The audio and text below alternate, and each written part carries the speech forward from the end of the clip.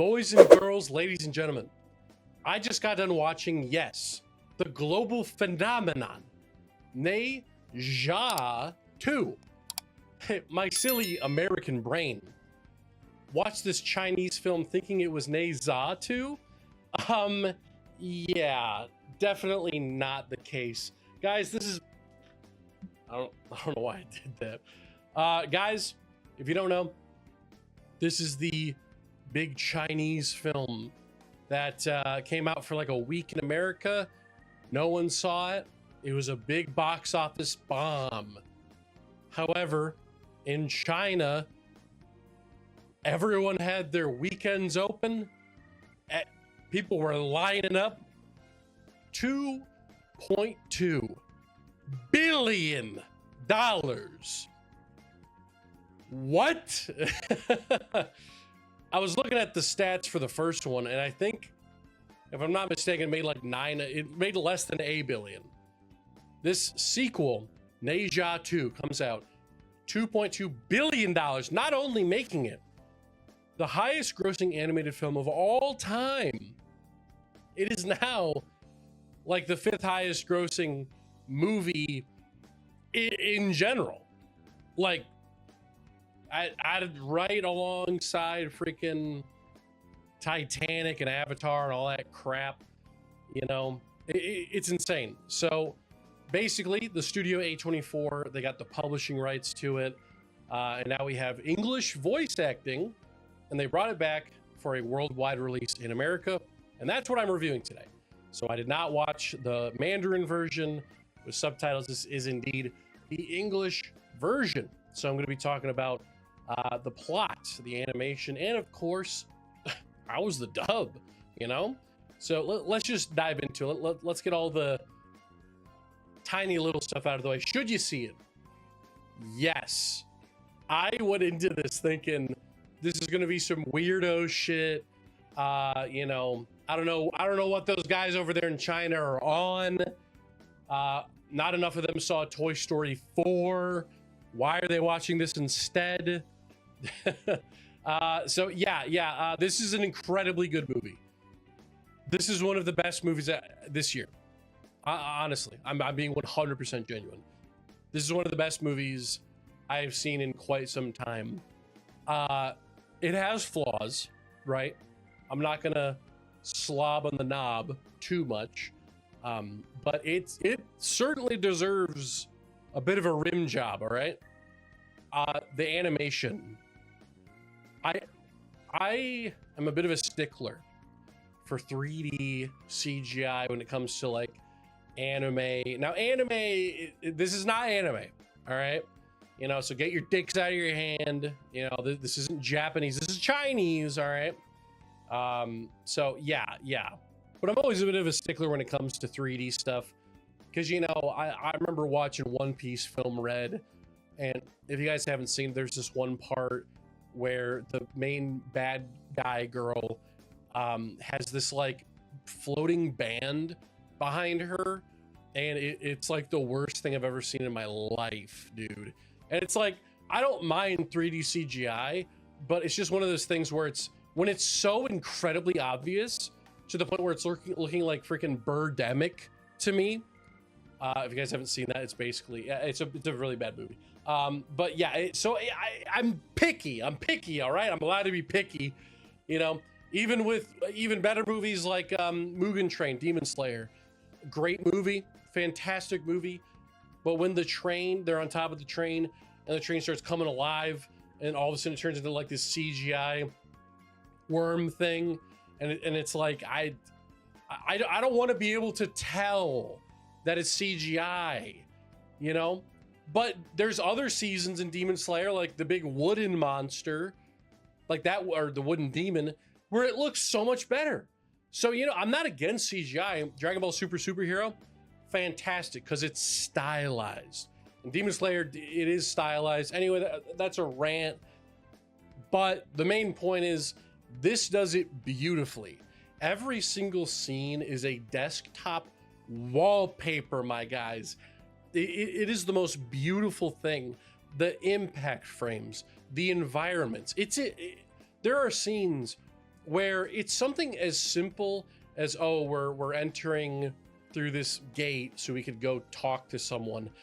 And it's like, there's the clouds, how they move, all the people moving in and out. There's like hundreds and thousands of characters moving at once in a war.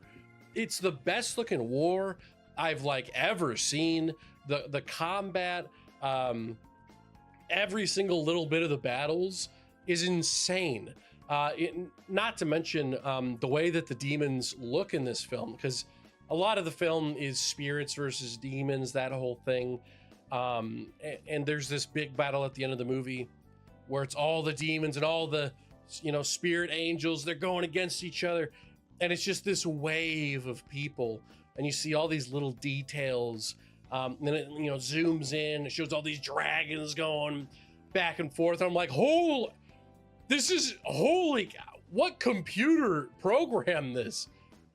This is actually the most beautiful movie I've ever seen. It's crazy. And it's like, you know, there are moments where I'm like, oh, that doesn't look good, right? I know that's kind of the opposite of what I just said, but there are certain characters, and it's mostly in the humanoid characters. Like there's this one bad guy where he's got like these weirdo sideburns.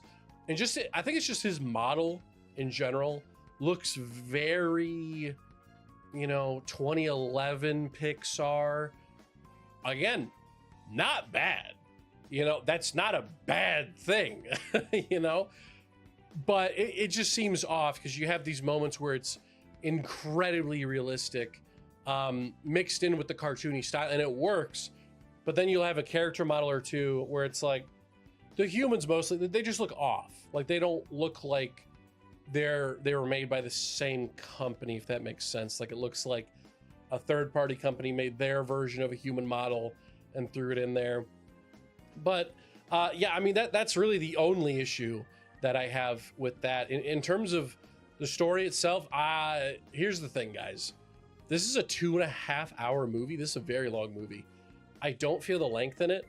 However, the story is, I'm not going to say it's very complicated. It's not like Lord of the Rings level, but it's up there.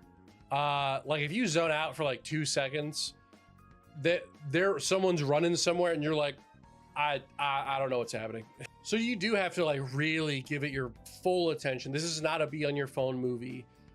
There are plenty of times where people are talking about my grandfather this, the immortal this, you know, the immortal that. This village did this village did that. So there's a lot of like, you have to kind of keep it in the back of your head, all these things that they're telling you. From what I understand from my simple American mind, basically, so again, this is the second film. I did not watch the first one. I only watched this one because it was such a massive thing and they brought it back to theaters. Otherwise, I would have never watched this, by the way. So apparently there's this, you know, you got Neja, he's like this fire orb demon guy. And he's like, at some point in the movie, I could have sworn they said he was 3 years old. He looks more like 9 or 10. He's Kid Goku age, I'll put it like that. And basically, I guess in the first one, there was this water spirit guy, and that was the big battle. Well, now they're buddies, and they like destroyed their bodies in that first battle in the first movie. So at the beginning of this one, this ancient dude is like putting them back together, but their bodies are kind of weak because it takes time. The bad guys infiltrate the big city that they're being repaired in. And this dude essentially accidentally blows up his own son, and he's like, whoops. And but then the guy who was putting them together, he's like, well, we can put them together again, but we need this item that restores this other magical item, and then I can rebuild your son's body again. But Neja, the fire demon guy, he has to go on this journey. He essentially has to literally do the Saiyan arc in Dragon Ball Z. He has to go to heaven and do this like a bunch of trials to come back down to earth. It's kind of sick. That's what I was thinking about like the whole time. And yes, and basically the whole movie goes from there. I'm not going to spoil any more than that. Neja goes up there, does a bunch of trials, comes back down. Movie continues from there. Plot twists I literally did not see coming, which is very surprising, but it's also not at the same time. It's surprising because it's like an animated movie. You know, I don't think I've ever sat down to watch Monsters, Inc. And as a kid, I was like, whoa, wait, what? This one, I was legitimately like, oh, wow. That blew my mind. So yeah, that's the main point of the story. But yeah, like I said, it's a lot more complicated. You have to pay attention to all those like little things. Last positive before I dip into some negatives. Voice acting, God tier. I thought it was fantastic. Obviously, this is a dub of, I believe, Mandarin Chinese. So, you know, it's a lot. There's so many different ways you could do it.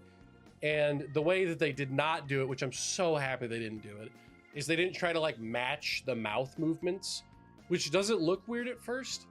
Absolutely. It took me out of the film for like a good 5 minutes or so, because you're looking at the mouths and it's like, that's not lining up.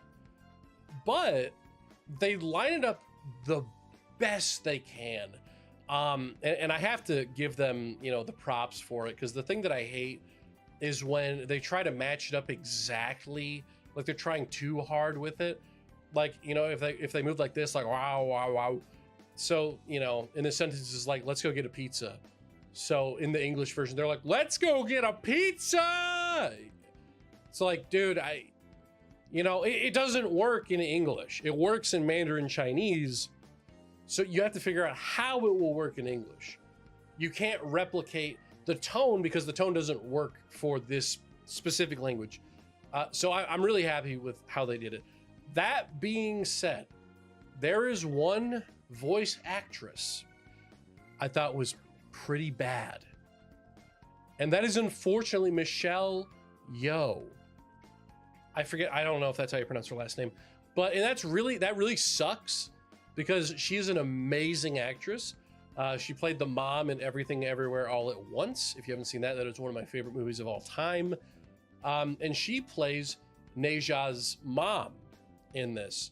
And the issue that I have is that the voice does not match the character. Every single other voice here completely matches.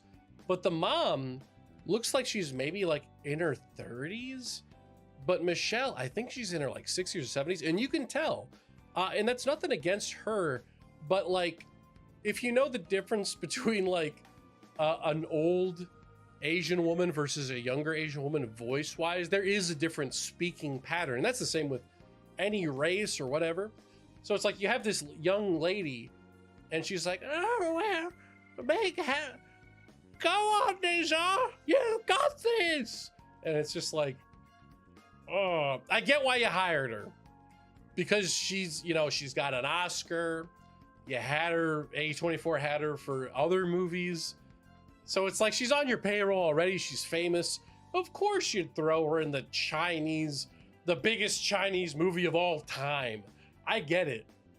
I don't know. I think there could have been a different character or something, because even in her final moment, I won't spoil. Okay, that's a pretty big spoiler. Okay, whatever, I'm going with it. In her final moments, it's supposed to be emotional. But I don't feel the emotion because I'm not immersed in that specific character, which it really sucks, because the rest of the characters are voiced so incredibly good for their god tier character counterparts. And yeah, I guess on to the negatives then. I already mentioned the lip sync, you know, that is an issue, but what are you gonna do? I don't expect you to go through the whole movie and retool every mouth. It's not that important. It's something that takes me out for like a little bit, but it's not that bad. So I'm not gonna count that as a negative, like, at all. Let's see. Actually, yeah, the last thing that I had here, and this was again more of a nitpick, there would be a few times that the music, which is incredible music, where it would overpower the dialogue, especially in the god tier finale. The finale, by the way, which is a good like 40 minutes long, again, one of the best fights I've ever seen. It's that good, seriously. There are moments where they're flying through the air and they're screaming something, but the music's doing this big oh. So it's like, what? Okay, I can't hear you. Music's just way too loud. But guys, this is one of my favorite movies of the year. This is easily a 10 out of 10. I went into this thinking it would be a 6, maybe even a 5. But I am so blown away from the gorgeous visuals, the fantastic voice acting, and the amazing story. Not to mention the God tier, the final boss fight in general blew my socks off. This is an incredible movie. Please, I don't even need you to, to say like, hey, go ahead and see it, because it's already made $2.2 billion. You just need to see it for your own sake. Like, it's that good. So yeah, please go and see that. I ordered a 4K copy of the first movie so I could watch that one. Apparently that one's not as good, but it still has decently high ratings. So I'm pretty pumped for that one. Let me know if you want me to do a review of that one, kind of doing it backwards, but that's fine. But anyway, guys, thank you so much for watching, and I'll catch you guys on the next review of Grant Guy Reviews. See ya.